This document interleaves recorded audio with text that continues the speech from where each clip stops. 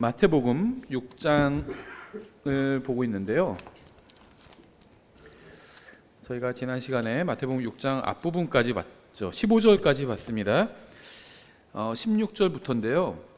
저희가 이번 시간에는 이 마태복음 6장 33절 한 절만 좀 이 한 절에 관한 이야기만 좀 하려고 합니다.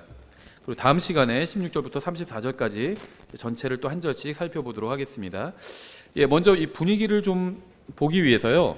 저희가 마태복음 6장 16절부터 34절까지 한번 쭉 읽어보겠습니다. 먼저 기도하고 저희가 읽겠습니다. 기도하겠습니다. 하나님 아버지, 저희가 다시 주님의 말씀 앞에 섰습니다. 주님의 말씀을 저희가 제대로 이해할 수 있도록 주님 도와주시기 원합니다. 예수님의 이름으로 기도드렸습니다. 아멘.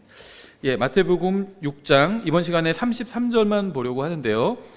분위기를 저희가 좀 알기 위해서 16절부터 보겠습니다. 16절부터 34절까지 다음 시간에 저희가 한 절씩 또 간략하게 살펴보겠습니다. 마태복음 6장 16절. 또한 너희는 금식할 때 위선자들처럼 슬픈 기색을 보이지 말라. 그들은 금식하는 것을 사람들에게 보이려고 자기 얼굴을 흉하게 하느니라. 진실로 내가 너희에게 이르노니 그들은 자기 보상을 받았느니라.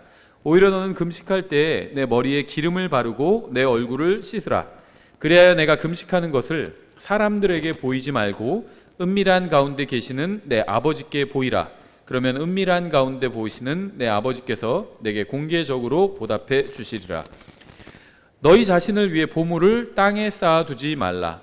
거기서는 좀과 녹이 부패시키며 거기서는 도둑들이 뚫고 훔치느니라.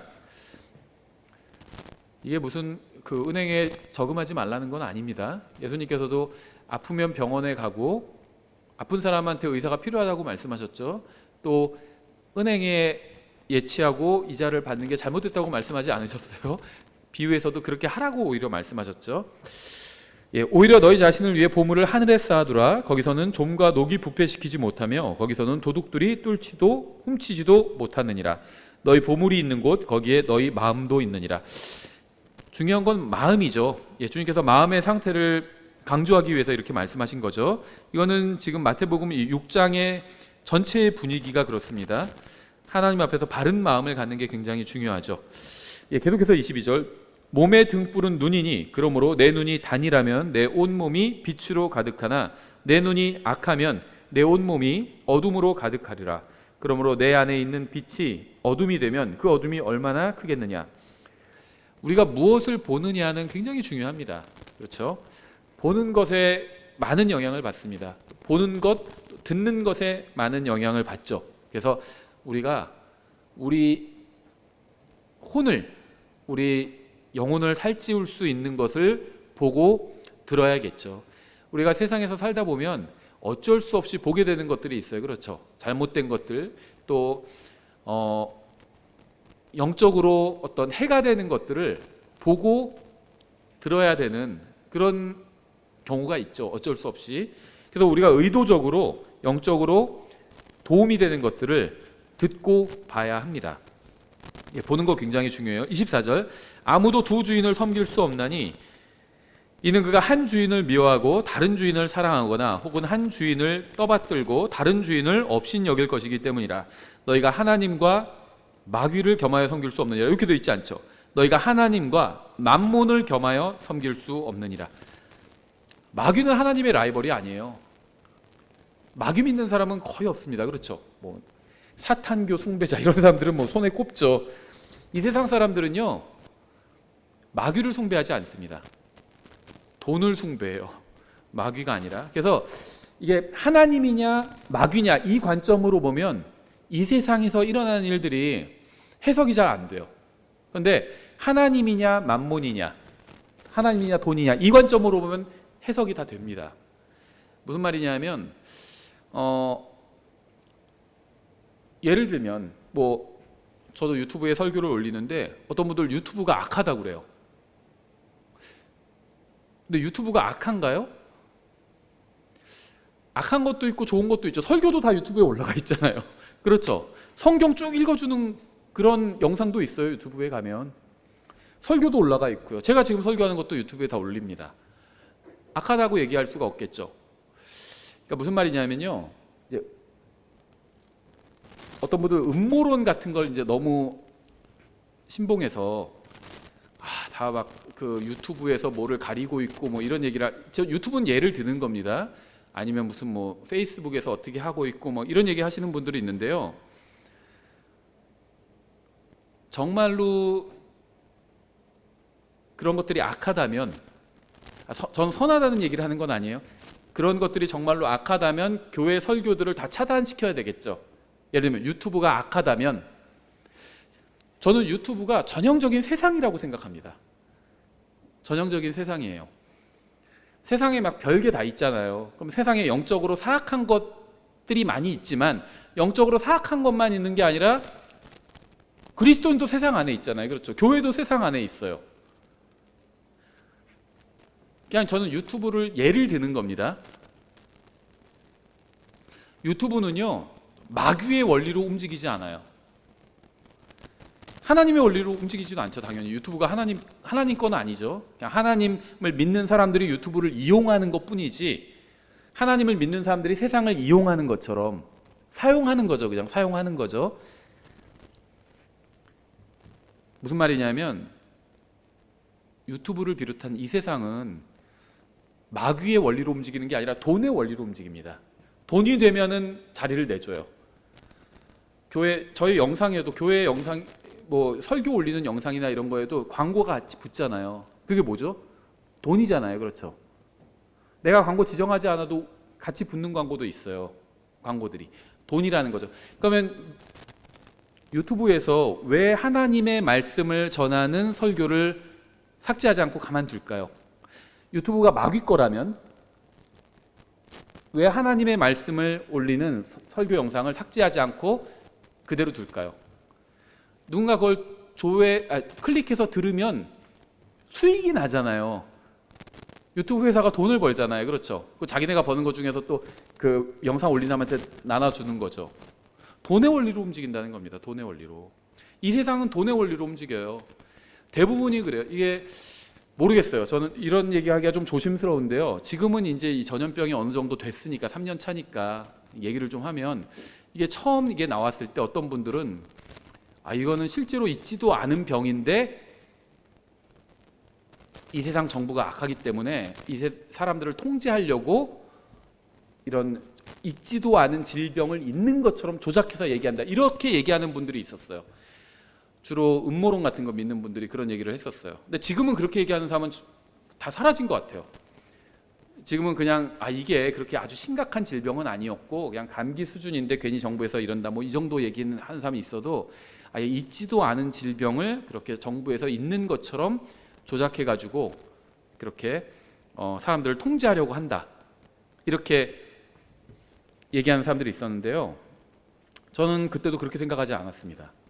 그럼 정부가 다 옳다고 믿느냐? 그렇게 생각하지도 않아요. 이 정부는요, 뭘로 움직이냐면요, 정부도 돈으로 움직여요. 그러니까 정부가 관심 있는 거는 돈이라는 거죠. 왜냐하면 이 세상은 돈의 원리로 움직이거든요. 돈이 없으면 정부도 망해요. 나라가 망하잖아요. IMF 때 우리가 경험했잖아요. 약간 돈이 없으면요, 국가도 망해요. 그러니까 국가가 관심 있는 건 뭐냐면 돈이거든요. 왜 안전벨트를 왜 매라고 그래요? 안전벨트를 안 매면 누가 손해예요? 제가 손해죠. 사고가 났을 때 안전벨트를 안 매면은 그 사고 난 사람의 사망률이 확 올라가죠. 안전벨트를 매면은 사망률이 떨어져요. 그러면 안전벨트를 매면은 내가 좋은 거잖아요. 근데 안 매면은 단속당할 수도 있죠. 단속하는 경우 있어요. 안전벨트 안 매면. 그렇죠. 매야 돼요. 뭐 벌금, 범칙금 얼마? 정해져 있을 거예요. 2만 원인지 3만 원인지. 그러면 국가가 국민의 건강을 위해 염려해줘서 그런 걸까요? 생각해 보세요. 저도 2년에 한 번씩 건강검진도 받죠. 국가가 국민을 너무 사랑해서 염려해줘서 건강검진을 받으라고 하는 걸까요? 그건 아니거든요. 그럼 왜 염려해주죠? 왜 안전벨트 매라고 그러고 왜 건강검진 받으라고 그러고 왜 그럴까요? 세금 때문이에요. 국민 수가 줄어들면 세수가 줄어들잖아요. 세금 걷기 위해서 죽으면 안 된다는 거예요. 살아서 세금 내라는 거예요. 모든 국가가 다 그래요. 그래서 이 세상에서 일어나는 일들은요, 돈의 관점으로 보면은 답이 나와요. 근데 이거를요, 무슨 하나님이냐 마귀냐의 관점으로 보면 답이 안 나와요. 어떤 분들 국가가 악하다고 그래요. 어떤 분들도 선하다고 그래요. 주로 이제 자기가 지지하는 사람이 대통령이 되면 선하다고 그러고 반대가 되면 악하다고 많이 그러죠. 국가는 어떤 하나님이냐 마귀냐 이런 관점으로 움직이지 않습니다. 국가가. 생각해 보세요. 국가가 뭐 동성연애 퍼레이드 하는 것도 다 허락해 주는데 그럼 국가가 그거 악한 거 아니냐? 근데 교회도 지금 허락해 주잖아요. 교회라고 박해하지 않죠. 쫓아와서. 박해하지 않아요. 그렇죠? 물론 이제 북한이나 이런 아주 극단적인 예들이 있지만 일반적인 우리나라나 미국이나 이런 일반적인 국가들 정상적인 그래도 그런 국가들에선 교회로 모인다고 해서 박해하지 않아요. 그렇죠? 그럼 국가가 선한 건가요? 그건 아니죠. 동성연애자들 모여도 또 그것도 그렇게 하라고 하잖아요. 국가는. 국가 그런 거 상관 안 해요. 세금만 잘 내면 돼요. 국가는. 국가는 돈에 관심이 있지 하나님에게도 관심 없고요. 마귀에게도 관심 없어요. 국가는. 돈에 관심이 있는 겁니다. 세상은 그래요. 유튜브도 그렇고. 유튜브가 뭐 마귀 편인 줄 아세요? 유튜브가 마귀 편이면은 설교 영상 다 내려야죠. 복음 전하는 영상 다 내려야죠. 안 내리잖아요. 마귀 편도 아니고 하나님 편도 아니에요. 유튜브. 세상은. 돈의 편이에요. 그래서 하나님의 가장 강력한 라이벌이 마귀가 아니라 돈이에요. 돈. 왜냐면요. 이 세상 사람들은 마귀를 섬기고 있지 않고 돈을 섬기고 있거든요. 근데 불행한 사실은요. 많은 그리스도인들도 돈을 섬기고 있어요. 하나님을 위해서는 하지 않을 일도 돈 때문이라면 한다는 거죠. 복음을 전하라고 예를 들면 복음을 전하라고 해도 그거는 뭐 여러 가지 핑계로 안 전하는데 예를 들면 한 번 전할 때마다 1,000만 원 준다. 그럼 당장 가서 복음 전하죠. 그게 재물을 섬긴다는 겁니다. 이런 얘기 조심스러운데 누군가를 정죄하는 건 아닙니다. 저는 잘 몰라요. 우리가 교회에 늦을 때가 있잖아요. 그렇죠? 사정이 있어요. 저는 뭐 늦는다고 해서 함부로 판단하지 않습니다. 특히 저희도 아이들이 어린아이들 많다 보니까는 아이들 같이 준비해서 나오려면 시간이 오래 걸려요. 누군가 교회 늦을 수도 있죠. 사정이 있을 수 있어요. 어떤 분은요. 제가 듣기에 독립침례교회인데 11시 되면 문 잠가버린대요. 어디 하나님께 경배드리러 오는데 늦게 오냐고 하면서. 근데 늦게라도 오는 게 대단한 거 아닌가요? 정확한 비유인지는 모르겠지만 예전에 그런 일이 있었다고 그래요. 미국에서 있었던 일인데 사창가 골목이 있는데 대로는 이제 일반적인 길이고 목사님이 걸어가고 있는데 저쪽에서 그 사창가 골목에서 우리 교회 성도가 나오더래요. 그래서 어떻게 된 거냐고 붙들고 그랬더니 그래도 들어가는 것보다 나오는 게 더 낫지 않냐고 그러더래요. 그는 늦게라도 교회 온 게 다행이죠. 사정이 있을 수 있다는 겁니다. 제가 무슨 말을 하려고 이 얘기를 했냐면 회사는 지각하지 않죠. 회사는 지각 안 해요. 그렇죠? 물론 회사 지각할 때도 있어요. 그런데 회사를 뭐 밥 먹듯이 지각하지는 않아요. 그렇죠? 일주일에 막 3일을 지각하고 예를 들면 절반을 지각하고 회사 출근을 그렇게 하는 사람은 없습니다. 왜 그럴까요? 그럼 잘리거든요. 회사는 지각 한 번 하는 것도 쉬운 일이 아니에요. 그렇죠? 근데 지각을 매번 갈 때마다 5분씩 늦는다. 그런 사람은 없어요. 그렇지 않나요? 그런 직원이 있으면 당장 그거는 해고시키죠. 근무 태도가 잘못된 거잖아요. 매일 5분씩 늦는다. 근데 교회는 사람들이 늦어도 된다고 생각해요. 하나님께 경배드리는 건. 왜 그럴까요? 간단하죠. 교회 가면 돈 주나요? 내가 돈을 내지 오히려 헌금을 하지. 회사는 돈을 주잖아요. 그러니까 늦으면 안 돼. 제가 뭐 누군가를 정죄하기 위해서 하는 얘기는 아닙니다. 저는 뭐 누가 늦는지 안 늦는지 사실 그것도 몰라요. 저는 주일에는 다른 사람이 잘 안 보이거든요. 제 할 거 바빠가지고. 근데 이 세상 사람들은요 마귀를 섬기고 있는 것이 아니라 돈을 섬기고 있고 또 죄를 섬기고 있죠. 근데 많은 그리스도인들도 마귀를 섬기고 있지는 않아요. 그리스도인들이. 근데 돈을 섬기고 있고 또 죄를 섬기고 있죠. 그래서 하나님과 만문을 겸하여 섬길 수 없다고 그러는데 예수님께서 이걸 제자들에게 하셨잖아요, 이 말씀을. 왜냐하면요, 예수님을 믿는다고 하는 사람들이 대부분은, 저는 한 90%라고 봐요, 하나님과 만몬을 겸하여 섬기고 있거든요. 내 마음속에 하나님이 첫 번째 자리가 아니라 하나님도 있고, 한쪽에는 하나님이 있고 한쪽에는 돈이 있어요. 25절, 그러므로 내가 너희에게 이르노니 너희 생명을 위해 너희가 무엇을 먹을까 혹은 무엇을 마실까, 또 너희 몸을 위해 너희가 무엇을 입을까 염려하지 말라. 생명이 음식보다 소중하고 몸이 옷보다 소중하지 아니하냐. 공중의 날짐승들을 보라. 그것들은 씨 뿌리지 아니하고 거두지도 아니하며 모아서 곳간에 넣지도 아니하지만 너희 하늘 아버지께서 그것들을 먹이시나니 너희는 그것들보다 훨씬 더 낫지 아니하냐. 너희 중에 누가 염려함으로 자기 키에 1규빗을 더할 수 있느냐. 또 너희가 어찌하여 옷 때문에 염려하느냐. 들의 백합들이 어떻게 자라는지 그것들을 깊이 생각해 보라. 그것들은 수고도 아니하고 실을 짓지도 아니하느니라. 그러나 내가 너희에게 이르노니 자기의 모든 영광 가운데 있던 솔로몬도 이것들 중 하나와 같이 차려입지 못하였느니라. 그러므로 오늘 있다가 내일 아궁이에 던져지는 들풀도 하나님께서 이렇게 입히시거든. 오 너희 믿음이 적은 자들아, 하물며 너희는 더 잘 입히지 아니하시겠느냐. 그러므로 염려하여 이르기를 우리가 무엇을 먹을까 혹은 우리가 무엇을 마실까 혹은 우리가 무엇을 입을까 혹은 어디서 살까. 그것도 있으면 좋을 것 같은데 그거는 없어요. 그렇죠? 우리가 의식주라고 하잖아요. 그런데 먹는 것과, 그러니까 입는 것과 이제 사는 것, 이게 인간에겐 문제인데, 사는 것은 쏙 빠져 있습니다. 여기서 하나님께서 먹는 것, 입는 것은 공급해 주시겠다 이렇게 말씀하셨어요. 사는 것 또 들어갔으면 좋겠는데 그건 안 들어가 있죠. 오히려 예수님께서는 여우도 굴이 있는데 예수님께서 이 세상에 계실 때는 머리 둘 곳이 없다고 말씀하셨죠. 예, 그것이 뭐 집을 소유해서는 안 된다 이런 얘기는 아닙니다. 예, 다만 마음이 거기에 가 있으면 안 되겠죠. 예, 그래서 먹는 것과 입는 것은 하나님께서 공급해 주신다고 약속을 하셨죠. 이 모든 것은 이방인들이 구하나니, 먹는 것, 입는 것 얘기를 쭉 했죠. 그러면서 이것들은 다 이방인들이 구하는 거래요. 앞에서 이 마태복음 6장 앞부분에선 주님께서 제자들이 어떻게 기도해야 되는지 기도의 이제 샘플 기도를 보여주셨죠. 주기도문이라고 알려져 있지만 이거 주님의 기도가 아니에요. 제자들이 너희가 이런 식으로 기도해라 이렇게 알려주신 겁니다. 제자들의 기도죠. 오늘 우리 오전 설교에서도 찾아본 요한복음 17장, 그게 이제 주님의 기도입니다. 예수님이 아버지 하나님께 한 기도죠. 그런데 먹는 것, 입는 것 구하는 것에 대해서 얘기하면서 그런 거 구하지 말라고 하면서 이 모든 것은 이방인들이 구하나니 이렇게 말씀하고 있습니다.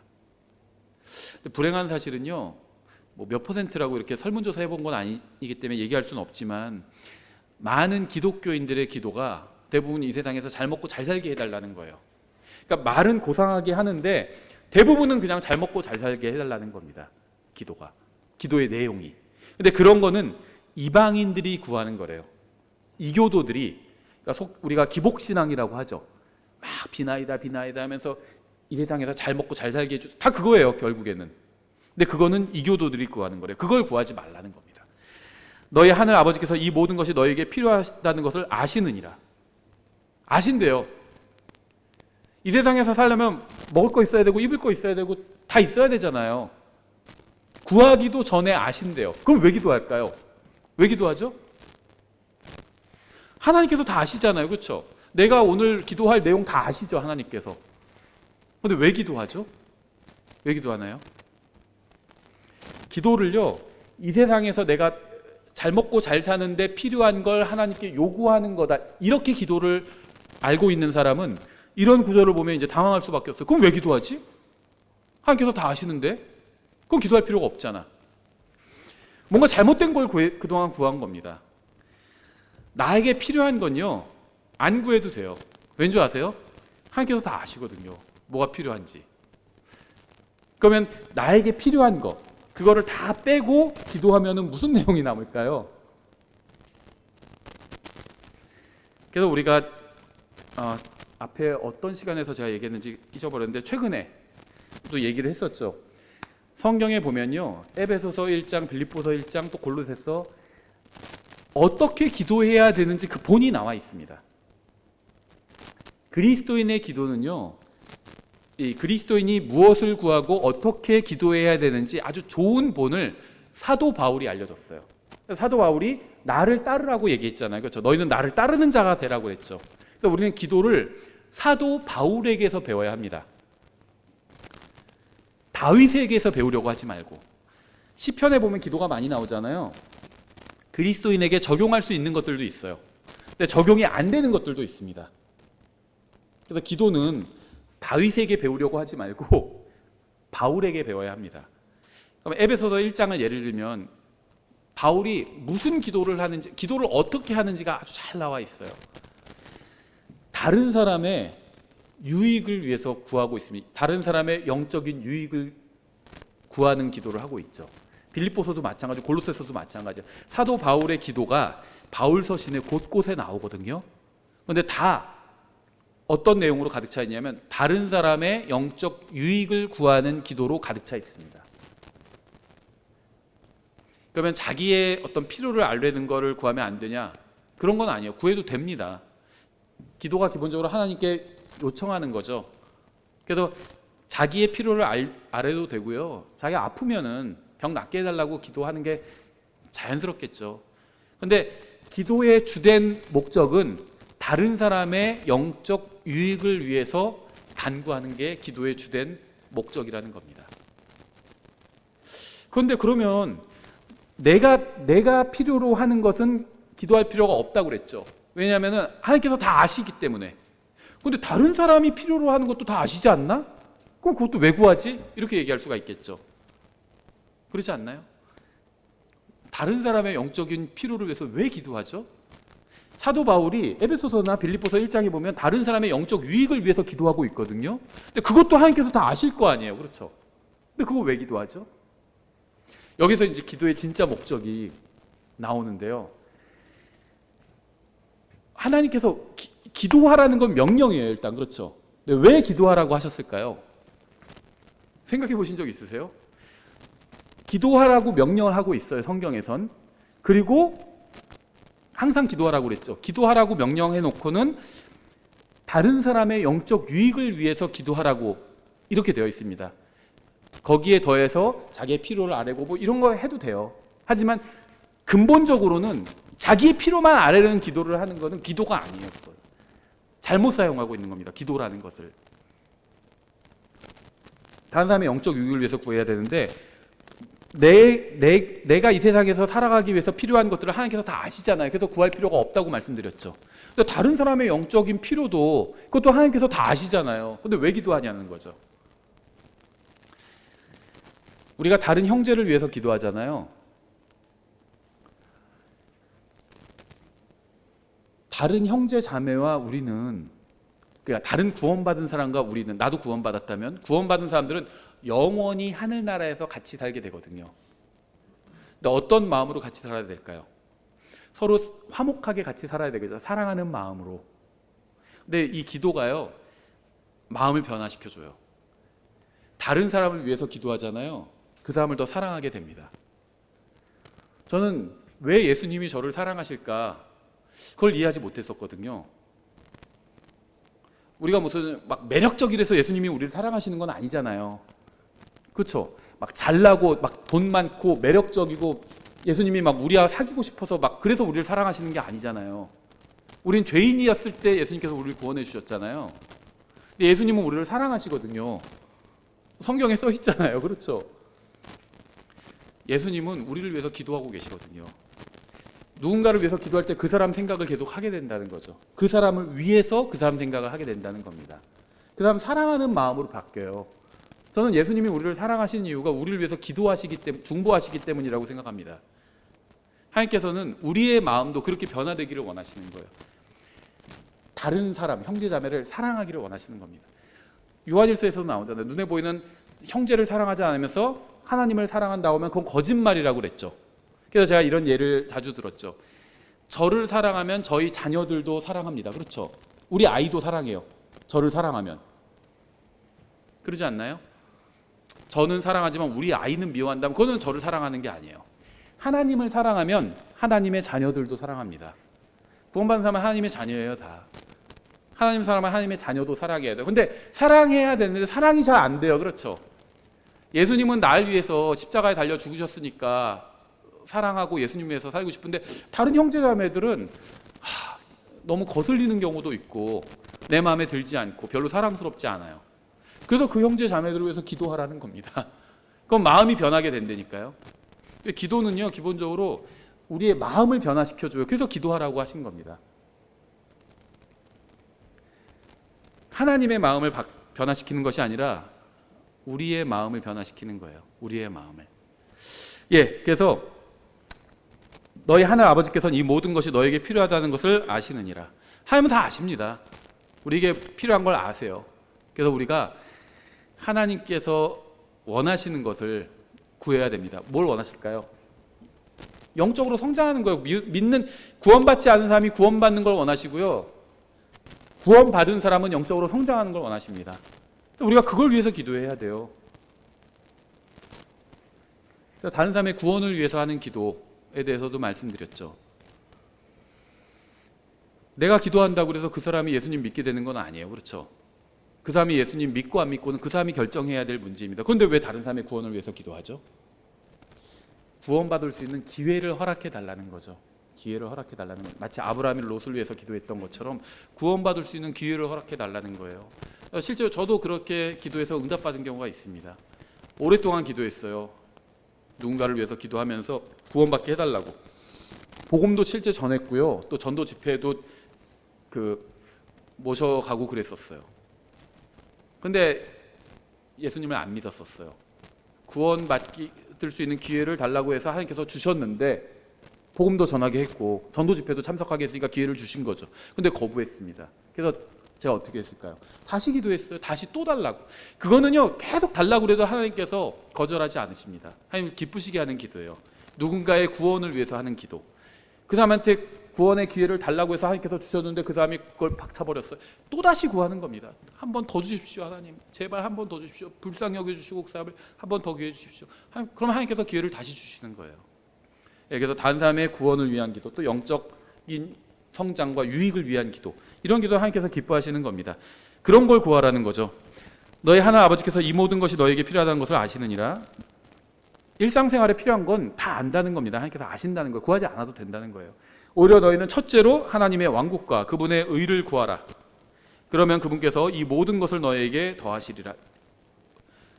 먹고 사는데 필요한 거, 이런 거 구하지 않아도 된다는 겁니다. 주시겠다는 거예요. 하나님의 왕국과 그분의 의를 구하래요. 그러므로 내일을 염려하지 말라. 내일이 자기 것을 염려할 것이요 한날의 악은 그날의 족하니라. 오히려 너희는 첫째로 하나님의 왕국과 그분의 의를 구하라. 그러면 이 모든 것을 너에게 더하시리라. 이렇게 말씀하셨죠. 예수님께서 우리의 일상적인 모든 필요를 채워주시겠다고 약속하셨습니다. 우리가 할 일은 주님의 말씀을 믿고 하나님의 왕국에 관한 일을 먼저 구하는 겁니다. 그러면 주님께서는 우리에게 필요한 것을 채워주실 거예요. 우리가 뭘 필요로 하는지 하나님께서 다 아십니다. 우리가 먼저 하나님의 왕국과 그분의 의를 구하면 우리에게 필요한 것을 채워주신대요. 근데 우리에게 필요한 건 구하지 않아도 알고 계신대요. 다 이미 알고 계십니다. 그래서 우리가 그분의 왕국을 구하면 그 다음에 필요한 것을 채워주신다는 겁니다. 원하는 것을 채워주시는 게 아닌 거에 주의해야 됩니다. 필요한 것을 채워주신다는 거예요. 필요한 것을. 부모님들은 아실 거예요. 자녀들이 원하는 걸 다 줄 수는 없어요. 그렇죠? 근데 필요한 것은 줘야 됩니다. 그렇죠? 하나님께서도 우리가 원하는 걸 다 주시진 않으세요. 근데 필요한 것은 다 주십니다. 예수님께서는 그리하면 이 모든 것을 너에게 더하시리라 이렇게 말씀하셨죠. 마태복음 6장에서 말씀하시고 있는 이 모든 것은 두 가지로 분류할 수 있는데 바로 음식과 의복이죠. 이 세상에서 먹고 사는 문제죠. 주님께서 우리가 먹을 것과 입을 것이 있은즉 만족하라고 말씀하셨습니다. 디모데전서 6장 8절이죠. 먹을 것과 입을 것이 있은즉 우리가 그것으로 만족할 것이니라. 우리의 문제가 무엇인지 아세요? 이 세상에 대한 염려와 걱정이 우리 마음속에 있는 하나님의 말씀을 다 삼켜버렸다는 겁니다. 하나님의 말씀이 생각나지 않아요. 이 세상 일에 대한 걱정, 염려 이런 게 이미 장악해버렸기 때문에 마음과 생각을. 대부분의 이 세상 사람들은요, 재물로부터 만족이 온다고 생각합니다. 불행한 사실은 구원받은 대부분의 사람들도 이 세상 사람들의 생각에 동의하고 있다는 겁니다. 우리는 생각과 마음을 바꾸고 하나님의 말씀에 동의해야 합니다. 그래서 하나님의 말씀을 읽어야 되는데요, 나의 생각과 마음을 바꾸기 위해서요. 왜냐하면 나의 생각과 마음이 자꾸 이 세상에 영향을 받거든요. 그래서 나의 생각과 마음을 다시 하나님께로 향하게 하기 위해서 하나님의 말씀을 읽고 기도하는 겁니다. 예수님께서 너희는 첫째로 하나님의 왕국과 그분의 의를 구하라 이렇게 말씀하셨죠. 우리가 이 세상에서 좀 더 잘 살게 해줄 것을 하나님께 구하라는 말이 아닙니다. 재물을 많이 가진 사람들이 있어요. 그럼 복을 받은 거죠. 그건 잘못된 게 아닙니다. 근데 그것만 구하는 건 그건 잘못됐다는 거예요. 재물이 있는 건 잘못이 아닌데 계속 재물만 구해요. 기도 제목이 다 그거예요. 그럼 그건 잘못됐다는 겁니다. 성경은 이 세상을 좀 더 좋은 곳으로 만들고 우리 가족이 좀 더 잘 살게 만들어주는 예수님을 찾으라고 말씀하신 적이 없습니다. 우리는 하나님이신 예수 그리스도를 찾아야 되죠. 의로운 왕이신 그분의 왕국을 구해야 합니다. 예수님은 전능하신 하나님이에요. 자기의 왕국을 갖고 계시죠. 우리는 다른 무엇보다 그분의 왕국을 구해야 합니다. 그분의 왕국. 사람들은 자신들이 왕국을 만들고 예수님을 손님으로 초대하려고 하는데요. 그건 잘못된 생각이에요. 예수님은 손님으로 오실 생각이 전혀 없으십니다. 그분께서 주인이 되실 그런 왕국을 구해야 돼요. 주님께서 원하시는 것은 여러분이 그분의 왕국을 다른 무엇보다 먼저 구하는 겁니다. 하나님의 왕국. 하늘 왕국과 하나님의 왕국이 있죠. 저희가 마태복음 공부할 때도 이 둘의 차이점을 앞에서 말씀을 드렸죠. 하늘 왕국은 예수님께서 이 세상에 세우실 물리적인 왕국입니다. 하나님의 왕국은 영적인 왕국이에요. 하나님은 영이시죠. 그래서 하나님의 왕국은 영적인 왕국이고요. 하늘은 물리적인 공간이죠. 그래서 하늘 왕국은 물리적인 왕국이에요. 하나님의 왕국을 구하래요. 하나님의 왕국. 어떻게 해야 하나님의 왕국을 구할 수 있을까요? 우리는 먼저 그분의 왕국을 구해야 합니다. 저는 구원받기를 진심으로 원하는 사람들은 모두 구원받게 될 것이라고 믿습니다. 많은 사람들이 교회에 오지만 구원받지 못하는 이유는요, 구원받기를 진심으로 원하지 않기 때문이에요. 그러니까 진심으로 구원받기를 원하는 사람은 자신의 생각과 방법과 자기 의를 버리고 하나님의 방법과 하나님의 생각과 하나님의 의를 받아들이게 됩니다. 구원받기를 원하지만 구원받지 못한다는 것은 말이 되지 않아요. 예수님께서는 모든 사람들이 원하면 언제든지 구원받을 수 있는 길을 마련해 주셨습니다. 그러니까 문제는 사람들이 원하지 않는다는 거죠. 그러니까 사람들이요, 구원을 받아야 하나님의 왕국에 들어갈 수가 있어요. 근데 진심으로 구원받기를 원하면요, 구원받을 수 있다는 겁니다. 왜냐하면 구원받기 위해서 필요한 모든 것들, 죄값을 갚아주는 걸 예수님께서 십자가 위에서 다 해주셨기 때문에 믿기만 하면 된다는 거죠. 하나님께서 믿는 건 받아들이는 거라고 그랬죠. 하나님께서 주시는 선물을 믿음으로 받아들이기만 하면 됩니다. 그러면 하나님의 왕국의 일원이 되는 겁니다. 그렇죠. 그러니까 하나님의 왕국과 관련된 것들이 많이 있어요. 근데 이제 우리 측에 하나님께서 하시는 거는 그건 우리가 뭐 할 수 있는 게 아니죠. 그러니까 우리 측에서 할 수 있는 것, 하나님의 왕국과 관련해서 그것이 바로 복음을 전하는 겁니다. 누군가 구원받으면 그 사람은 하나님의 왕국으로 들어오게 되죠. 하늘 왕국은 나중에 예수님께서 재림하실 때 이 세상에 임하게 됩니다. 근데 하나님의 왕국은 구원받은 사람이 들어가는 영적인 왕국이에요. 그러니까 하나님의 왕국을 구한다는 게 누군가가 구원받아서 왕국으로 들어가는 것과 관련이 있다는 겁니다. 그게 이제 우리 측에서 하나님의 왕국을 구하면서 할 수 있는 일이라는 거죠.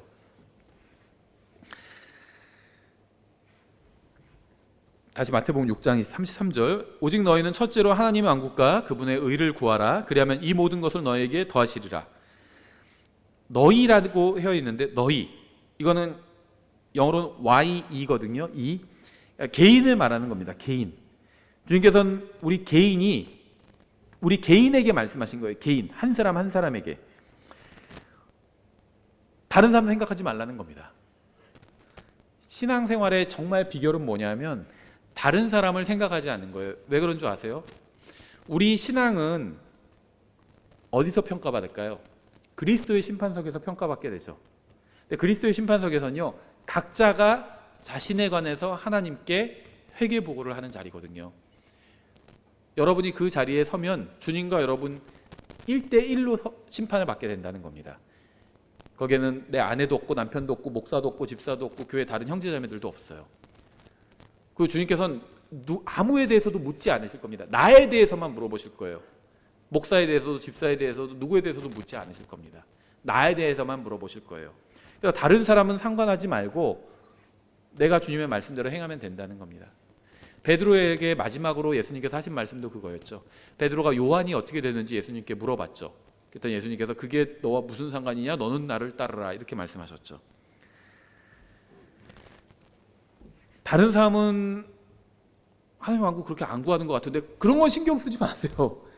내가 구하면 된다는 겁니다. 내가 각자 개인이 구하면 된다는 거예요. 내가 복음 전하면 된다는 겁니다. 복음 전하는 사람들이 요즘 너무 없어요. 맞아요. 그럼 자기가 전하면 돼요. 다른 저 형제는 왜 복음을 안 전하지? 상관하지 마세요. 자기가 전하면 된다는 겁니다. 각자. 예수님께서 먼저 우리가 하나님의 왕국을 구하라고 하셨습니다. 다른 사람 상관하지 말고 여러분이 먼저 하나님의 왕국을 구하라는 겁니다. 다른 형제 자매가 무엇을 구하는지는 상관하지 마세요. 여러분이 먼저 하나님의 왕국과 그분의 의를 구하면 됩니다. 그러면 여러분에게 필요한 것들을 더해 주실 겁니다. 하나님의 명령은 개인적인 겁니다. 개인적인 것.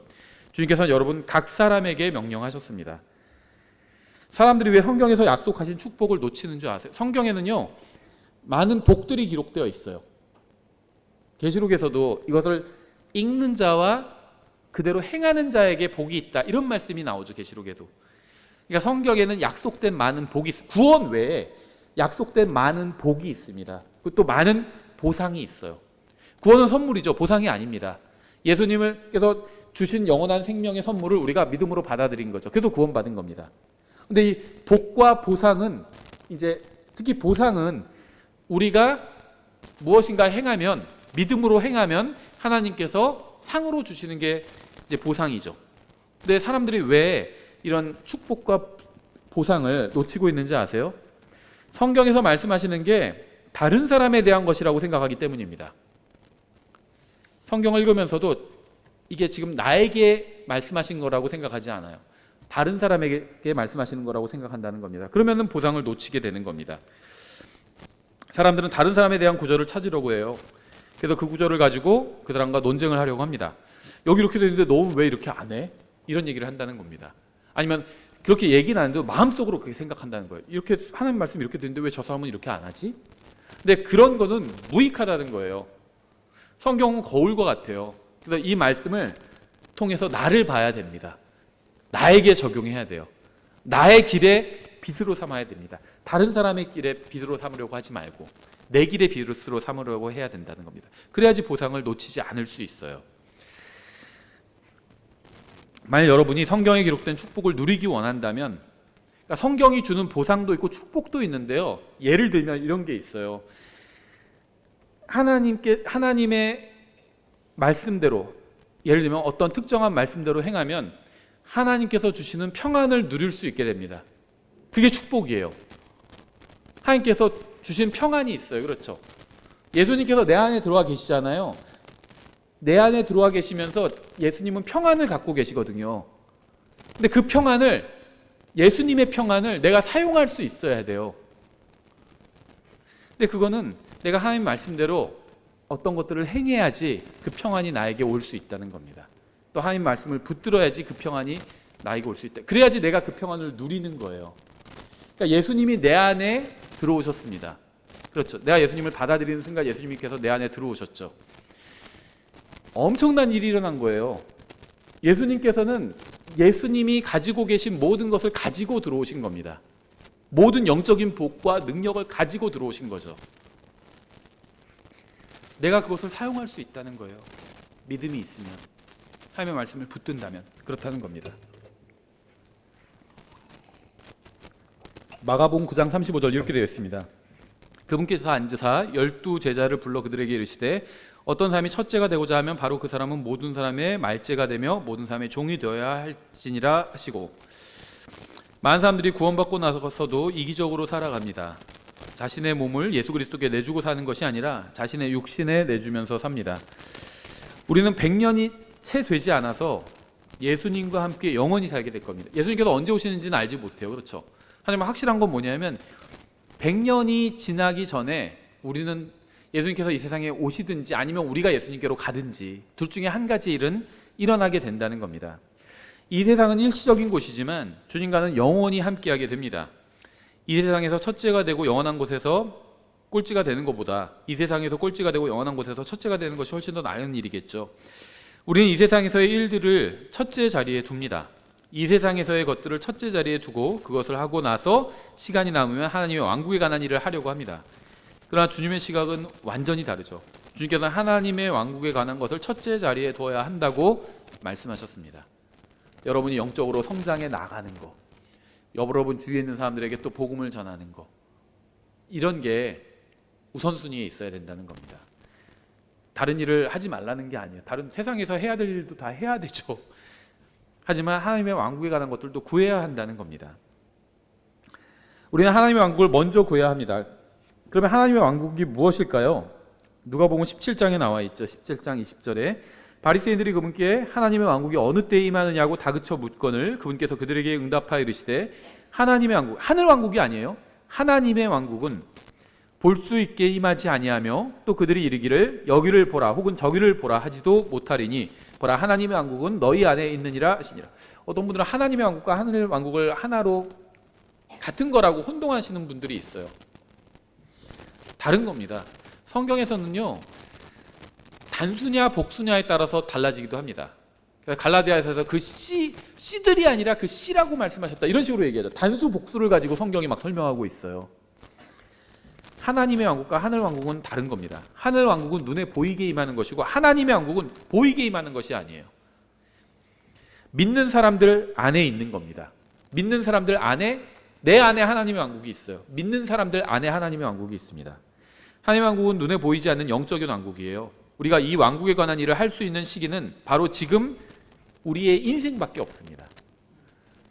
우리 안에 있는 하나님 왕국이 우리 안에 있는데, 믿는 사람들 안에 있는데, 이 하나님의 왕국에서 일할 수 있는 시기가 우리의 인생밖에 없다는 겁니다. 이 세상에서의 삶, 우리가 이 왕국에 관한 일을 할 수 있는 시기가 지금밖에 없어요. 그래서 세상과 마귀와 여러분의 육신은 여러분의 모든 시간과 관심과 초점을 외형적인 것과 외모와 이 세상에서의 어떤 물질적인 소유에 써버리게 하려고 합니다.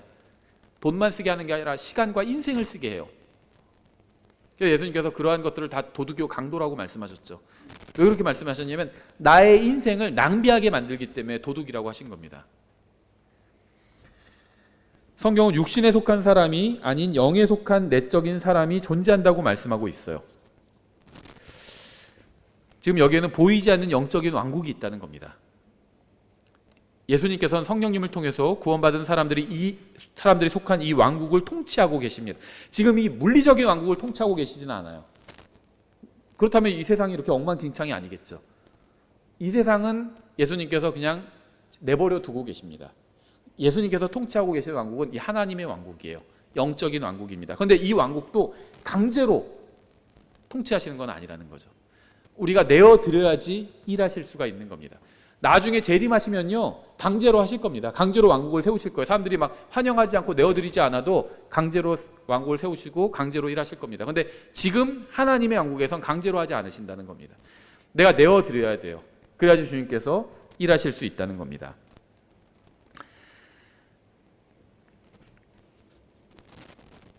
주님께서는 우리가 믿음으로 영원과 하나님의 영광을 바라보고 이 세상의 일시적인 것들보다 이러한 것들의 우선순위를 두기를 원하십니다.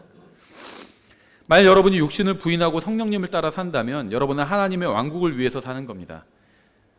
여러분 안에 있기 때문에, 우리 안에 있기 때문에 하나님의 왕국이. 그러나 여러분이 옛사람과 겉사람만을 위해서 산다면 여러분은 그 왕국을 위해서 사는 게 아니에요. 그러니까 구원받은 사람이 하나님의 왕국을 위해서 살 때도 있고 이 세상을 위해서 살 때도 있다는 겁니다. 여러분이 주님의 왕국을 위해서 사는 것은 그곳에 보화를 쌓아두는 거예요. 그게 주님의 왕국을 위해서 사는 게. 하나님의 왕국은 영원합니다. 나중에 이제 예수님께서 재림하시면 하나님의 왕국과 하늘 왕국이 하나로 합쳐지게 됩니다. 그래서 이제 주님의 영원한 왕국을 이뤄나가겠죠. 이 세상은 일시적입니다. 하나님의 왕국의 우선순위를 두고 사는 것은 어리석은 일이 아닙니다. 주님의 의에 대해서도 간략하게 한번 살펴보겠습니다. 이사야서 64장 6절 이렇게 되어 있죠. 그러나 우리는 다 부정한 물건 같고 우리의 모든 의는 더러운 누더기 같으며, 우리의 죄가 누더기 같은 것이 아니라 우리의 의가 더러운 누더기 같으며, 누구 앞에서? 하나님 앞에서 그렇다는 겁니다. 우리는 다 잎사귀같이 시들므로 우리의 불법들이 바람같이 우리를 몰아갔나이다. 사람은 누구나 자기 의를 가지고 있죠. 모든 사람은 언젠가 예수 그리스도 앞에 서서 심판을 받게 됩니다. 예수님께서는 자신의 의와 동등한 의만을 인정해 주십니다. 구원받은 사람은 그리스도의 심판석에서 예수님께 심판을 받고요, 구원받지 않은 사람들은 큰 흰 왕좌 심판석에서 예수님께 심판을 받게 되죠. 근데 예수님께서 기준을 갖고 계신데 그 기준은 뭐냐면 바로 예수님 자신의 의입니다. 그래서 우리가 예수님께 내어드리면요, 그럼 예수님께서 우리 안에서 일하시는 거죠. 그건 예수님의 의에 부합합니다. 그것은 상급으로 바뀔 수 있는 일이죠. 근데 구원받지 못한 사람들은 예수님의 의와 자기 의를 비교하게 됩니다. 정죄를 받고 지옥에 가게 되는 거겠죠. 인간의 선행이나 종교는 모두 하나님 앞에서는요, 더러운 누더기와 같습니다. 오직 예수 그리스도의 피로 씻긴 것만이 하나님 앞에서 깨끗하다고 인정받을 수가 있어요. 그러니까 다시 말하면요, 인간의 어떤 종교와 선행은 하나님께 감동을 주지 못한다는 겁니다. 감동을 줘야 돼요. 그러니까 하늘나라에 가려면 하나님께 감동을 줘야 돼요. 그렇죠. 하나님께 무슨 인상 깊은 뭔가를 줘야 됩니다. 근데 하나님 앞에서는요, 아무리 대단한 선행이나 대단한 일을 한다 할지라도 어떤 느낌이 안 온다는 겁니다. 하나님께. 오직 예수 그리스도의 십자가 대속만이 하나님께 감동을 줄 수 있었어요. 사람들이 하늘나라에 가지 못하는 이유는요, 자기 의를 포기하지 못하기 때문이에요. 자기 의. 빌립보서 3장 7절 이렇게 되어 있죠. 그러나 무엇이든지 내게 이득이던 것들을, 곧 그것들을 내가 그리스도를 위하여 손실로 여겼습니다. 이게요, 마태복음 6장 33절과 같은 내용을 말씀하고 있는 구절이에요. 서신서의 형식으로 변환한 구절이 바로 이겁니다. 그러나 무엇이든지 내게 이득이던 것들을, 곧 그것들을 내가 그리스도를 위하여 손실로 여겼으며, 8절 참으로 확실히 모든 것을 손실로 여김은 그리스도 예수 내 주를 아는 지식이 뛰어나기 때문이라. 내가 그분을 위하여 모든 것에 손실을 입고 그것들을 단지 배설물로 여김은 내가 그리스도를 얻고 율법에서 난 내 자신의 의가 아니라 그리스도를 믿음을 통한 의, 곧 믿음으로 말미암아 하나님에게서 난 의를 소유한 채 그분 안에서 발견되려 함이라. 이 세상 것들을 배설물로 여겼대요. 그럼 이 세상 것들 다 필요 없다, 그런 말이 아니라 예수님의 의와 비교해서 그렇다는 겁니다. 하나님의 왕국과 그분의 의와 비교하면 이 세상 것들이 배설물같이 여겨진다는 거예요. 하나님 것과 비교하니까. 그래서 사도 바울이 하는 말은 이렇습니다. 우리는 모두 언젠가 그리스도의 심판석 앞에 설 것인데 그곳에서는 우리 자신의 의는 아무런 소용이 없다는 겁니다. 오직 하나님의 의만 의미가 있을 겁니다. 로마서 10장 2절도 이렇게 되어 있죠. 내가 그들에 대해 증언하노니 그들이 하나님께 대한 열심은 있으나 지식에 따른 것은 아니니라. 그들이 하나님의 의를 알지 못하며 자기 자신의 의를 세우려고 다니면서 하나님의 의에 복종하지 아니하였느니라. 종교인들은요, 막 열심을 내요. 예를 들면 여호와의 증인들은요, 굉장히 의롭게 살려고 노력합니다. 왜 그럴까요? 자기 행위를 통해서 구원받는다고 생각하기 때문이에요. 그래서 굉장히 의롭게 살려고 노력합니다. 근데 문제가 뭔가요? 성경에서 하나님께서는 인간의 의로는 구원받을 수 없다고 분명히 말씀하셨잖아요.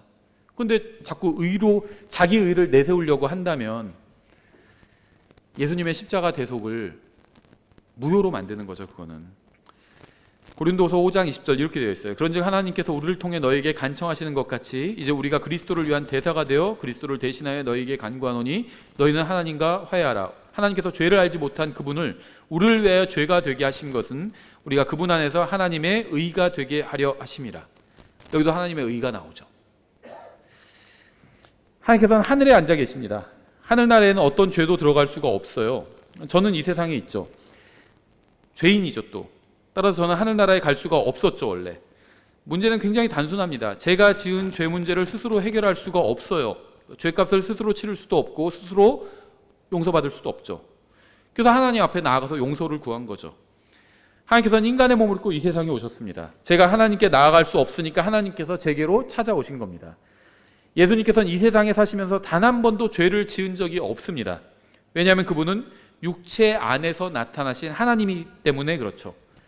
예수님은 어떤 일을 하셨는지 아세요? 갈보리로 가서 인간이 한 번도 본 적이 없는 일을 하셨습니다. 전능하신 하나님께서 저의 죄를 가져가셔서 그것을 예수 그리스도 위에 두고 십자가에서 죽게 하신 겁니다. 저의 죄 때문에 저를 대신해서 죽게 하신 겁니다. 예수님께서 저의 죄로 인해서 죽으신 거죠. 그래서 저는 구원받을 수 있고 용서받을 수 있게 된 겁니다. 하나님께서 성령님을 통해서 저에게 복을 주셔서 저의 죄가 저와 하나님 사이를 갈라놓았다는 사실을 알게 해주셨어요. 예수님께서 나 때문에 십자가에서 돌아가셨다는 사실을 하나님의 은혜로 제가 알게 되었다는 겁니다. 저의 죄로 인해서 하늘나라에 갈 수 없음을 보게 해주신 거죠. 근데 그게 전부가 아니에요. 예수 그리스도께서 십자가 위에서 저의 죄값을 치른 것을 보게 해주셨습니다. 저에게는 아무런 의의가 없기 때문에 구원자가 필요하다는 사실도 알게 해주셨습니다. 그래서 저는 예수 그리스도를 저의 개인적인 구원자로 받아들였습니다. 그분을 믿은 거죠. 제가 예수님을 믿는 순간 하나님께서 어떤 일을 해주셨는지 아세요? 예수 그리스도의 의를 저에게 주셔서 제 안에 간직하게 해주신 겁니다. 그 후에 제가 어떤 사람이 되었을까요? 저는 예수 그리스도의 죽음을 통해서 죄로부터 구원받아 하나님의 의를 받은 사람이 되었어요. 저는 거듭나게 하시는 성령님의 능력을 통해서 구원을 받았습니다. 제가 구원받은 것은 저의 의 때문이 아니에요. 저의 의는 하나님 앞에서 누더기와 같다고 말씀하고 있잖아요. 예수님을 믿고 그분이 내 안에 자신의 의를 가지고 내 안에 들어오셨기 때문에 저는 구원받을 수 있게 된 거죠. 마태복음 6장 33절 오직 너희는 첫째로 하나님의 왕국과 그분의 의를 구하라. 그리하면 이 모든 것을 너희에게 더하시리라. 왕국과 의에 대해서 말씀하고 있죠. 이게 여러분들이 구해야 될 겁니다. 예수님의 의, 하나님의 의가 뭔가요? 하나님의 기준이에요. 하나님의 의가 나의 의, 나의 기준입니다. 그것으로는 안 된다는 거예요. 내 기준은 하나님의 기준으로 해야 된다는 겁니다. 하나님의 기준. 여러분의 일상적인 필요보다 먼저 하나님의 왕국과 그분의 의를 구해야 합니다. 일상적인 삶을 위해서 아무것도 하지 말라는 게 아니에요. 직장 생활도 해야 되고 해야 될 일 다 해야 되죠. 다만 내가 마음속으로 구하는 것은 하나님의 왕국과 그분의 의가 가장 우선순위에 와야 된다는 겁니다. 만약 제가 성령님께서 저의 생각과 삶을 변화시켜 주시도록 내어드린다면, 그래서 온 마음과 힘을 다해 하나님의 왕국과 그분의 의를 구하게 된다면 주님께서는 제가 필요로 하는 모든 것을 저에게 더해 주신다는 겁니다. 그러니까 무슨 말이냐면 내가 할 일이 있고 하나님이 할 일이 있다는 거예요. 내가 할 일은 뭐죠? 복음을 전하고요, 하나님의 말씀대로 사는 겁니다. 그렇죠? 하나님께서 해주실 일은 뭐죠? 내가 사는데 필요한 것들을 주시겠다는 거예요. 그러니까 내가 일을 하죠. 그러니까 하나님께서는 내가 필요로 하는 것들을 주시겠다는 겁니다. 그러니까 하나님께서 하실 거를 내가 구할 필요가 없다는 거예요. 내가 필요로 하는 걸 하나님께서 주시기 때문에 내가 그걸 구할 필요가 없다는 겁니다. 내 마음에 둘 필요가 없다는 거예요.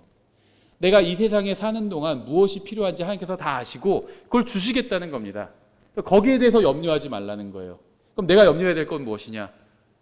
하나님의 왕국과 그분의 의에 관한 것입니다. 하나님의 왕국과 그분의 의라는 것이 있는데 거기서 내가 할 일이 있다는 거예요. 하나님께서 하실 일이 있고 내가 할 일이 있다는 겁니다. 그럼 내가 할 일을 구하고 하면 된다는 겁니다. 그럼 하나님께서도 하나님께서 하실 일을 다 하신다는 겁니다. 그러니까 하나님께서, 우리가 하나님은 염려할 필요 없어요. 하나님께서 정말 하나님께서 하실 일을 잘 하실까? 이걸 염려할 필요가 없죠. 그렇지 않나요? 하나님께서는 자기가 해야 될 일을 항상 잘 해오셨습니다. 너무 당연하죠. 염려할 필요가 없어요. 근데 하나님께서 하실 일은 뭐죠? 나를 돌봐주시는 일이에요. 내가 구하지 않아도 내게 필요한 것을 다 주시겠대요. 그리고 하나님께서 항상 자기가 할 일을 잘 해오셨어요. 하나님은. 그걸 염려하지 말라는 겁니다. 그러면 나에게 맡겨주신 사명이 있잖아요. 그게 뭐냐면 하나님의 왕국과 그분의 의입니다. 예수님의 의를 사람들이 얻도록 돕는 일을 하는 거예요. 그래서 그 사람들이 하나님의 왕국에 들어가게, 그게 내가 할 일이라는 겁니다. 그러니까 내가 할 일을 나는 잘하면 되고 하나님은 하나님이 하실 일을 잘하니까 그건 걱정하지 말라는 겁니다. 근데 사람들이 거꾸로 돼 있어요. 하나님이 해주시겠다고 한 일을 걱정하면서 살아가는 거예요. 그러면서 내가 할 일은 하지 않아요. 그래서 제가 전에도 이런 예를 들었었죠. 마지막으로 한 가지 예를 들고 마치면요. 예를 들면 이제 저희도 이제 예를 들면 엄마가 아이들한테 너희들 마루를 치우면 너희들 마루를 치우고 있어. 엄마는 음식을 준비할 테니까. 이렇게 얘기할 수 있죠. 마루를 치우면 너희 음식 먹는 거야. 근데 너희 어질러 놓은 거 치우지 않으면 음식 먹지 못해. 이렇게 얘기했다고 한다면 아이들이 밥을 먹기 위해서 해야 될 일은 밥을 준비하는 일이 아니라 마루를 치우는 거라는 겁니다. 그렇죠. 근데 아이들이 밥을 먹기 위해서 자기들이 막 음식을 준비해요. 그러면 엄마도 음식을 준비하니까 음식은 2배가 준비가 되고 마루는 어지러진 상태로 그대로 있겠죠. 그렇게 되면 안 된다는 겁니다. 하나님께서 일을 나눠주셨어요. 우리가 이 세상에서 필요한 것들을 공급해 주시는 일은 그건 하나님께서 하실 일. 그리고 복음을 전하고 하나님의 말씀대로 사는 일은 우리가 할 일. 그래서 하나님의 왕국과 그분의 의를 우리가 구하라는 거예요. 우리 마음에 두고 거기에 힘을 쏟으라는 겁니다. 그러면 우리에게 필요한 거는 하나님께서 해주실 테니까 그건 걱정하지 말라는 거예요. 근데 우리는 대부분의 그리스도인이 그걸 걱정하고 있어요. 자기가 할 일은 하지도 않고 하나님께서 일을 잘 하실까? 나 필요한 그거 걱정하고 있는 겁니다. 무슨 말인지 아시겠죠? 여기서 하나님의 왕국과 의를 구하는 것은 다른 사람들에게 복음을 전해서 그들이 예수 그리스도의 의를 받게 하는 겁니다.